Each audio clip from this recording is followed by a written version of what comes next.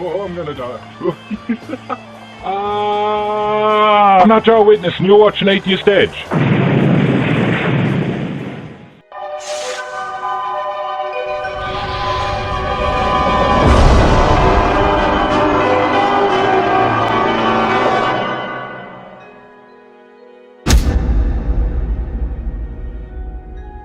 Orson Pratt, an early elder in the Mormon Church, quote, "The Book of Mormon must either be true or false. If true, it is one of the most important messages ever sent from God to man. If false, it is one of the most cunning, wicked, bold, deep-laid impositions ever palmed upon the world, calculated to deceive and ruin millions." The oldest New Testament manuscript in existence is P52, a fragment of John 18 containing 11 complete words about the size of a credit card. It is dated at around 225 CE, 2 centuries after the time of Jesus. So that's a general ballpark date, 225 CE, based on one person whose last name is Roberts. It's also been dated anywhere from back to 100 CE. There's a lot of different discussion and not much consensus on the actual date. So that's one thing that's a little bit interesting. I also found that this Roberts guy, when he looked over these, he found that the script itself was written more like an imitation of like a calligraphy style script than something you would write just normally, like that a professional scribe or scholar would write. So there's a chance that it may have been more decorative or was more than just, the facts. It could have just been something that was written to impress people or could have been displayed somewhere. The resurrected Jesus appeared to Cephas and the 12 disciples. One problem: Judas was already dead. There were only about 11 disciples at the time, and no, I didn't forget about Matthias. He wasn't chosen as Judas's replacement until about 50 days later. Many chapters in the Quran start with Alif Lam Mim. No one knows what this means, but it is believed to have the power to ward off evil. I've never heard any of this. I have no knowledge or any idea about this. I would have to go to the God of Knowledge, Google, to learn more. And therefore, if you would like to know my knowledge level of Google, go to Google, search these things, read them, and you will know more than I do. If you suspect that Muhammad pulled the Quran out of his ass, I dare you to write 10 chapters that are just as good. And that is from Quran 11:13. Obviously, that's kind of a paraphrase. But the idea is that, well, if you don't think this is amazing, then I dare you to write something just as good. So this isn't really a very good debate tactic, because it's really just saying, well, if you don't like it, then you do better. And it's highly subjective. I think that's my biggest thing, is that it's highly subjective. And by what model would you say that something is better? Why did I get this one? This one's really gross. Anyway, when a man ejaculates, he must wash his entire body, after which he will remain unclean until that evening. Ew. Civilizations have been in existence for at least 14,000 years. For these civilizations to thrive, prosper, and function, basic rules against crimes such as lying, stealing, and murder had to be implemented. If morality only comes from God, how did these civilizations survive for thousands of years before Moses walked down a mountain with some stone tablets? Had he previously revealed that murder, theft, and lying were wrong? If so, what was the point of the 10 Commandments?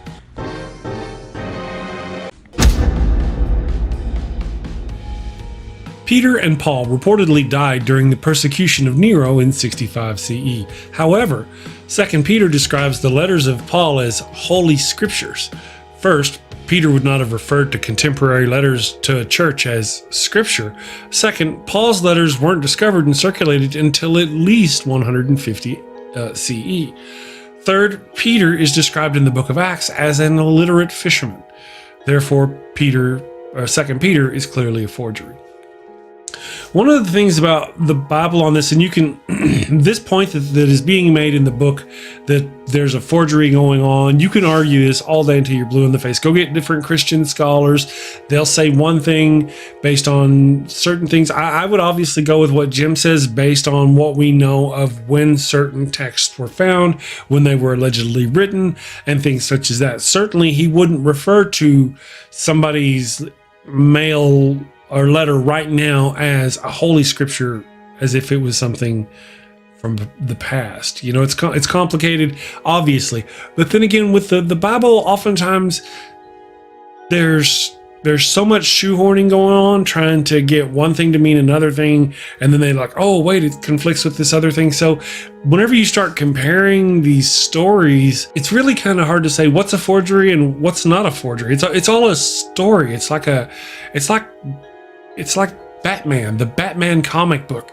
Several different comic book illustrators made their own versions, you know, bootleg copies or bootleg versions of different stories of Batman in 2,000 years. We got it all later.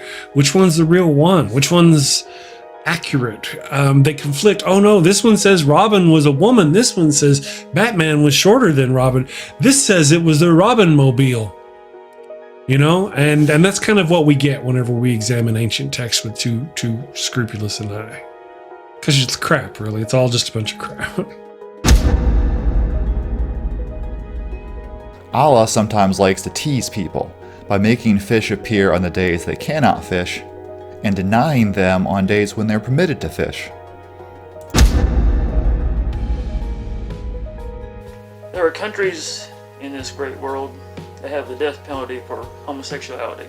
I'm not going to name these countries because I don't think they deserve it, but it is in Jim Hall's book, so hope you'll read it and you'll see what these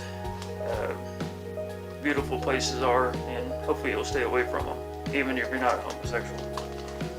But it goes to show you just how cruel and idiotic theocracy can be. Most of the countries on the list are Middle Eastern and a Muslim slant, of course.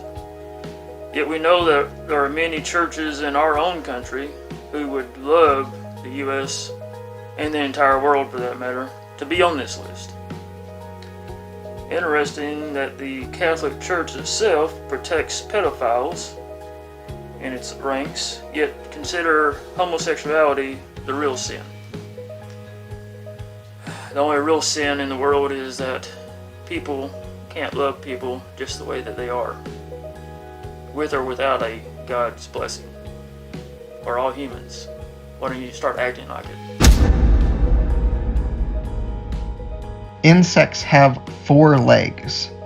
So this comes from Leviticus 11:20, and there are a lot of different translations on this, but it says that all winged insects that walk on all fours are unclean.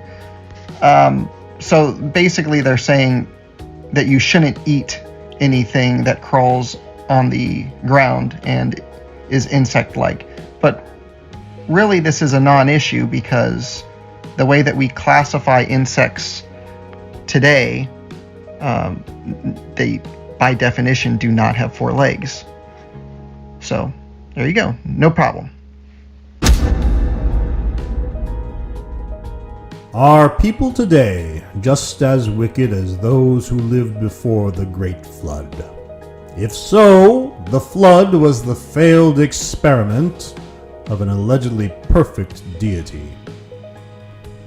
All right, so this is kind of an interesting one, but the question here is, what exactly was the wickedness that caused the flood, and where did it come from, right? So at the beginning of Genesis 6, at the very beginning of that chapter, right before we get into the flood, there actually is a rationale that's provided. So it says, Genesis 6, when man began to multiply on the face of the land, and daughters were born to them, the sons of God saw that the daughters of man were attractive, or hot, smoking hot. And they took as their wives any that they chose. With consent? I don't know. Then Yahweh said, my spirit shall not abide in man forever, for he is flesh. His days shall be 120 years. The Nephilim were on the earth in those days, and also afterward, when the sons of God came into the daughters of man, and they bore children to them. These were the mighty men who were of old, the men of renown. Yahweh saw that the wickedness of man was great in the earth, and that every intention of the thoughts of his heart was only evil continually. And Yahweh regretted that he had made man on the earth, and it grieved him to his heart. So Yahweh said, I will blot out man whom I have created from the face of the land, man and animals and creeping things and birds of the heavens, for I am sorry that I have made them. But Noah found favor in the eyes of Yahweh. Good for you, Noah. You did it. All right, so there's some kind of a relationship between the Nephilim and the wickedness that was in the earth, at least according to whomever assembled this section of Genesis. For some reason, they're sort of wrapped up together. Part of what makes this weird is trying to figure out exactly what the Nephilim were and how they figure into the theology of ancient Judaism, not to mention fundamentalist Christianity. Now, it's not exactly clear what the Nephilim were exactly, although this text seems to imply the Nephilim were either the actual entities that had sexual relationships with the human women or the children that were born to them. There's one interpretation that the Nephilim were fallen angels, and this comes to us in the book of Enoch, which is a non-canonical Hebrew text that was excluded from the Pentateuch and largely ignored by the Christian canon as well, although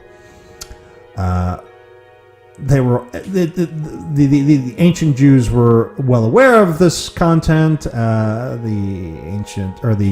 first and second century Christians were aware of this content as well, and the Book of Enoch actually is part of the canon in some African churches, some African Christian churches. I think the Ethiopic and the Eritrean churches include the Book of Enoch.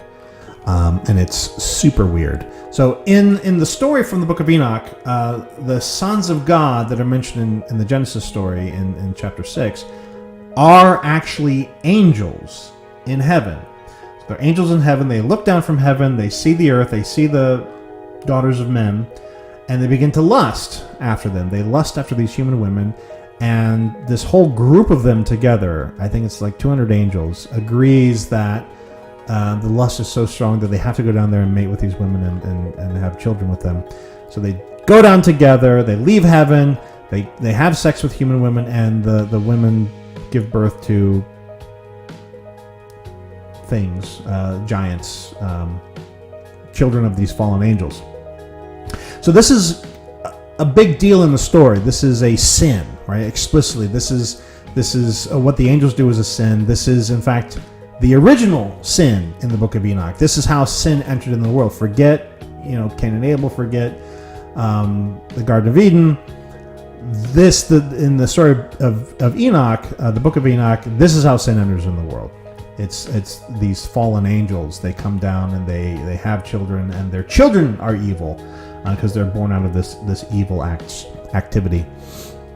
And they, the children of the angels go into the human societies and they corrupt it all with their evil. So the wickedness came from the angels. That's the explanation.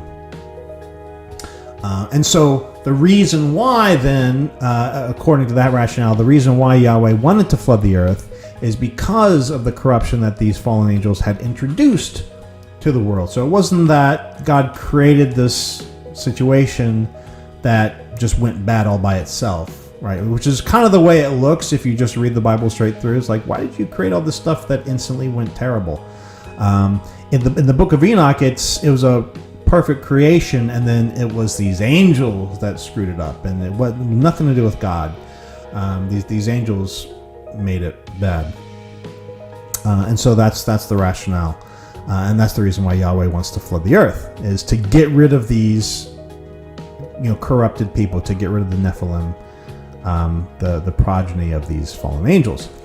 But that's not actually the only explanation, and I think that if you look in some of the other Hebrew scriptures, you can see some indication as to something slightly different.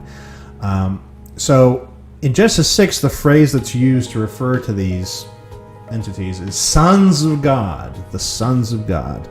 That phrase is used elsewhere in the Hebrew scriptures as well. For example, if you look in Psalm 82, all the Psalms are very sort of poetic, and they use this really kind of interesting language to sort of kind of paint pictures of things. And in Psalm 82, it portrays God as being a member of some sort of a divine council of gods. So there's not just one God, there's lots of gods. And there's one God who's in charge, right?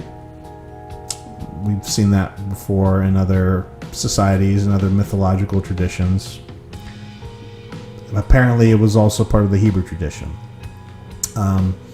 So these other gods then in Psalm 82 are referred to as the sons of God, or the sons of the Most High God, who is known as El Elyon in the scriptures. El Elyon is Hebrew for God Most High. And so the idea that comes to us from that particular psalm is that there's a council of gods that exists, and there's a Most High God, El Elyon, who's in charge of them all, and the rest of them are considered the sons of God. Whether they're actually sons of the High God or not is maybe a little messy. Certainly in the Ugaritic tradition, the other Semitic gods, it is kind of the case that there's a succeeding generation of gods that come out. So there is like the just like with the Greek gods, these are the parents and then these are the children, sort of a thing. The same thing seems to be the case with the Semitic gods here. So sons of God seems appropriate. We also see another reference to El Elyon in Deuteronomy 32. So this is kind of at the end of Deuteronomy, and Moses is giving up this long poem or song as he's about to be killed or die. And Moses, in this poem, talks about El Elyon, and he says that El Elyon, God Most High, the chief God, King God,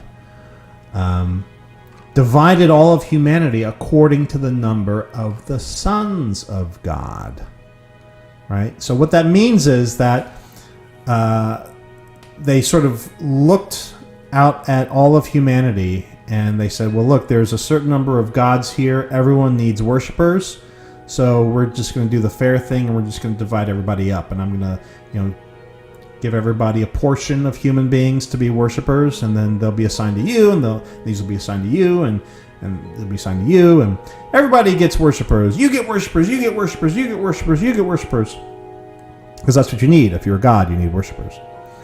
And in Deuteronomy 32, it includes a specific mention of Yahweh as one of these sons of God, because it says, and the children of Jacob, the Israelites, were assigned to Yahweh. So you've got El Elyon as the Most High God, and then one of the sons of God is Yahweh, and he gets assigned the Israelites. And the other gods get assigned other groups of people, like, for example, Shemosh is the god of the Moabites, and the Baal-Hadad is the god of the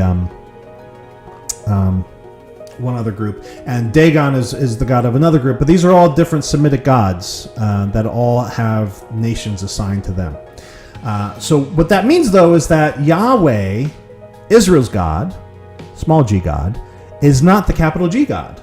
That's Yahweh's father, El Elyon, God Most High. So getting back to Genesis 6, if the sons of God started mating with human women, that's not angels. That's actually gods, like Yahweh. and Yahweh's siblings. So these other Mesopotamian gods, that's what's being referred to here, who were doing this, who were coming down and mating with human women and giving birth to heroes. And the idea of gods mating with humans to give rise to heroes is not at all a strange idea in the ancient world, in the ancient Near East. Just look at Perseus, right? In the Greek mythological tradition, father was Zeus. Look at Gilgamesh, also in the Semitic tradition. Look at Arjuna in Hinduism. His father was Indra, right? So this is a very common thing in the ancient world, the idea that there would be heroes who's had some mixed parentage, that one of the parents was a god and one was a mortal. And that is probably, I think, what is actually coming to us from Genesis 6. And anyway, so all this is to say that the flood really was not, as Jim puts it, like the experiment of some deity. It was either like some problem that he needed to solve and just deal with. And the wickedness of the humanity is even kind of beside the point, because even that is just a function of whatever the angels or these other gods are doing. The whole point of it all really is just that whoever's putting together Genesis, they wanted to put in the flood myth because that was a very well-known story. Every single culture back then had a version of the flood myth, and so they wanted one because they had one. We're going to include it, by God. And you just need some sort of a rationale for why the flood happened, and these other stories from other traditions also have rationales. For example, one of the rationales is that there was just too many people at the time, and because there were so many, they were just very loud, and the gods thought, oh gosh, they're so loud, we need to just drown some human beings. It's not really a great rationale. It does not really resonate unless you're a parent of very small children. It was the rationale that was given, and so for this story they needed some kind of rationale, and so the wickedness of humans because of the sons of God is given, and that's the reason for the whole thing. It's all muddled and all kind of weird, but it's better than nothing, and so that's what we have to deal with.